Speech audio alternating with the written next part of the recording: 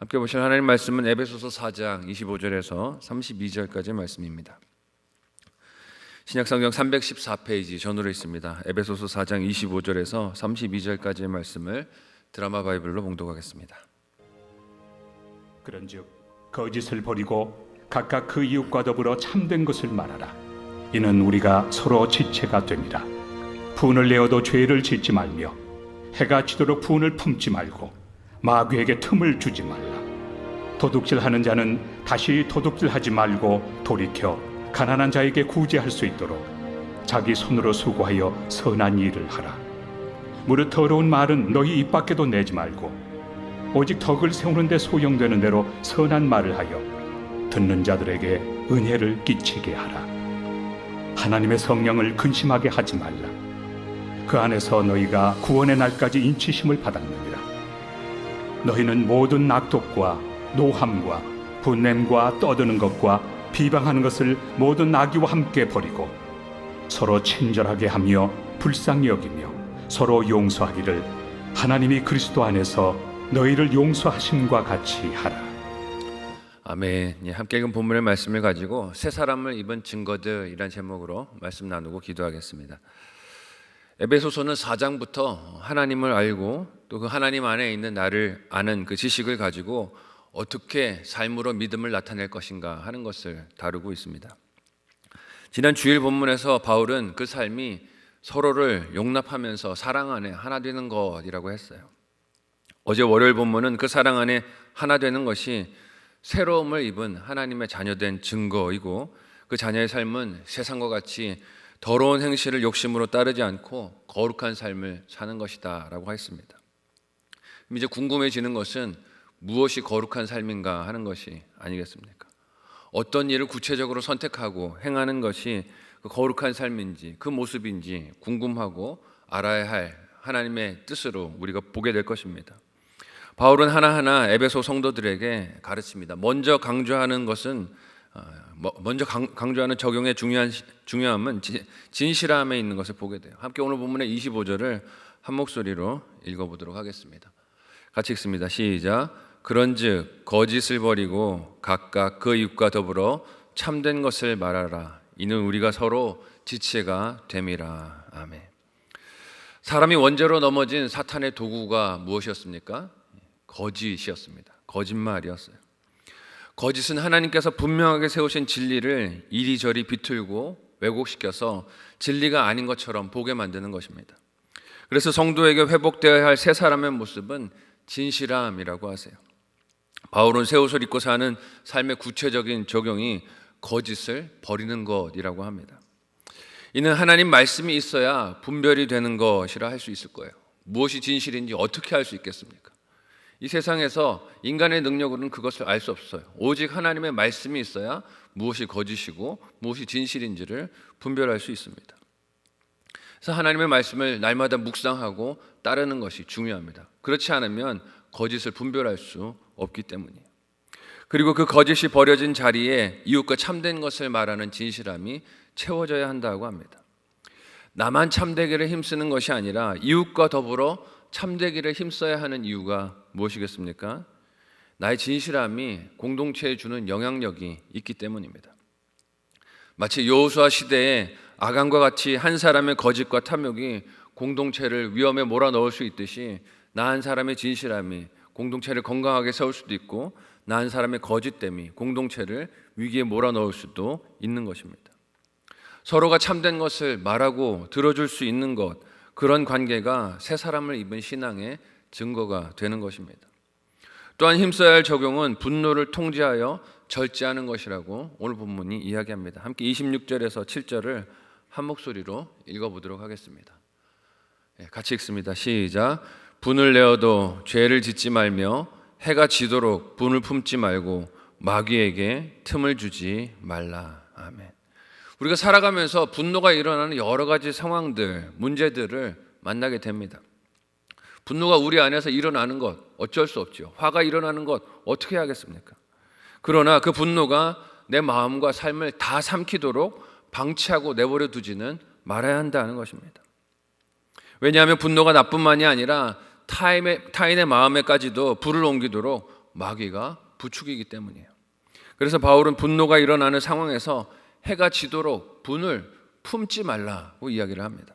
이 말씀에서 알 수 있는 분노의 특징이 무엇입니까? 사람이 분노를 품고 있는다는 거예요. 이걸 떨쳐버려야 되는데 품고 살아간다는 것입니다. 품는 것이 무엇입니까? 떨쳐버리는 것이 아니라 가지고 있는 것이에요. 그러면 그 분노가 가만히 있을까요? 그렇지 않다는 것이죠.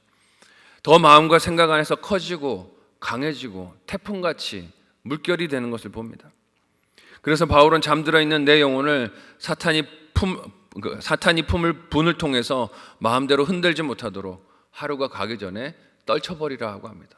계속 그걸 마음에 품고 키우도록 방조하지 말라는 것이에요. 그런데 이를 우리는 거꾸로 적용하지 않습니까? 떨쳐야 할 분노를 마음에 고이고이 품고 내 마음과 영혼을 사탄이 흔들도록 방치해서 하나님의 뜻과 반대로 갈 때가 많습니다. 떨쳐버려야 하는데 품고 간직해서 그게 커지도록 내버려 두는 것이에요. 진짜 위험과 적을 분별하고 승리하는 저와 여러분들이 되실 수 있기를 예수님의 이름으로 간절히 소원하고 축복합니다. 떨칠 것은 떨쳐버려야 해요.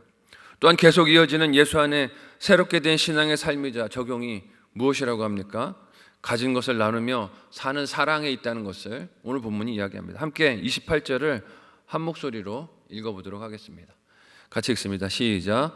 도둑질하는 자는 다시 도둑질하지 말고 돌이켜 가난한 자에게 구제할 수 있도록 자기 손으로 수고하여 선한 일을 하라. 아멘.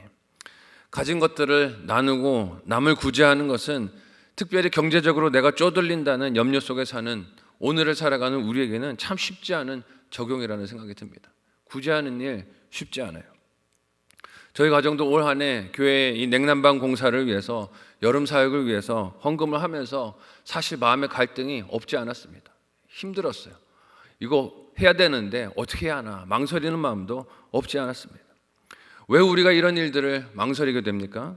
나에게 있는 것이 부족하다 하고 생각하거나 앞으로 내가 어떤 일을 만나게 될지 모른다 하는 염려가 있기 때문이에요. 하나님께 내 삶을 맡기지 못하니 두렵고 염려가 됩니다. 구제하면 큰일 날 것 같아요.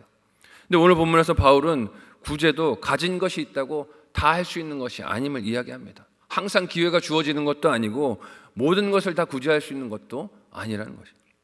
특별히 도둑질한 것은 구제에 합당한 물질이 아니기에 이걸 분별하라고 합니다.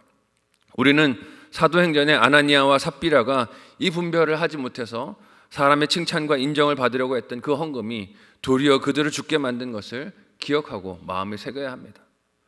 하나님께 드릴 수 있는 것, 이웃과 나눌 수 있는 것도 있다는 거예요. 종류가 있다는 것입니다. 바울은 그리스도 예수 안에서 새로운 삶을 사는 방식이 나누고 사는 것이라고 하지만 도둑질한 것으로는 구제할 수 없다고 합니다. 땀 흘려 수고하고 자기 손으로 정직하게 번 것이 구제에 합당한 물질이 된다는 것이에요. 그래서 바울 자신도 복음을 전하면서 땀 흘려 일하고 선교를 위해서 천막을 만드는 일을 마다하지 않았던 것입니다.